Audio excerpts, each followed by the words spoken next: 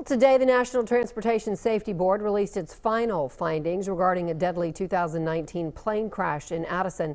The crash happened just after takeoff. 10 people on board, including the pilot and co-pilot, died. The NTSB acknowledged something went wrong with an engine, but it was the pilot's actions when that happened that caused the crash. Fox 4's Macy Jenkins takes a look at that final report. Macy. Hi, Heather. Well, the transcript from that cockpit audio recording shows that the pilot learned one of the engines had failed just 8 seconds before the crash. But NTSB says they believe that the pilot had enough time to maintain control of the plane if he had acted quickly. The National Transportation Safety Board releasing its final findings on Tuesday of the plane crash at the Addison airport that killed all 10 people on board nearly 2 years ago. The conclusion, it was the pilot who failed to maintain control of the plane after one of the engines failed. It's a shame. It's a shame because this guy was a great guy, a good pilot. Professional pilots on occasion make mistakes. If you compensate for that mistake, you're not going to crash and kill yourself. June 30th, 2019, 71-year-old pilot Howard Cassidy and his co-pilot boarded the small aircraft at Addison Airport sometime before 8 a.m. for a flight to Florida. Also on board were a Dallas restaurateur, his family, and 2 other couples. According to NTSB's report, the plane was cleared for takeoff at 9:09 and 46 seconds. 48 seconds later, video shows the plane taking off.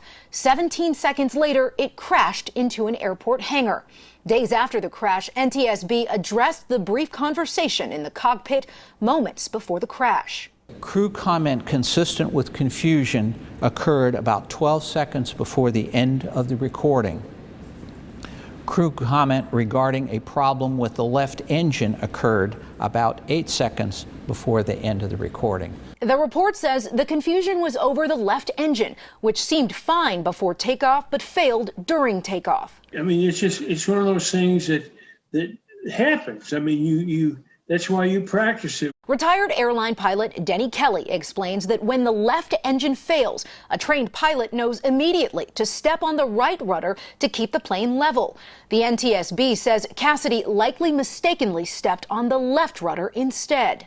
And by the time they realized what they'd done and they went over and stepped on the right rudder pedal, the airplane was upside down and crashed. There was nothing they could do about it. The report goes on to say that the pilot was likely startled by a loud warning noise and that if the pilot had acted sooner, he could have maintained control. In this case, I knew him and I had flown with him, and it was quite a shock to me. I found him to be competent. The NTSB investigated for 23 months, examining debris from the crash site and even using a drone to recreate the plane's flight path. Investigators say they still don't know why the left engine failed, and it's likely they never will.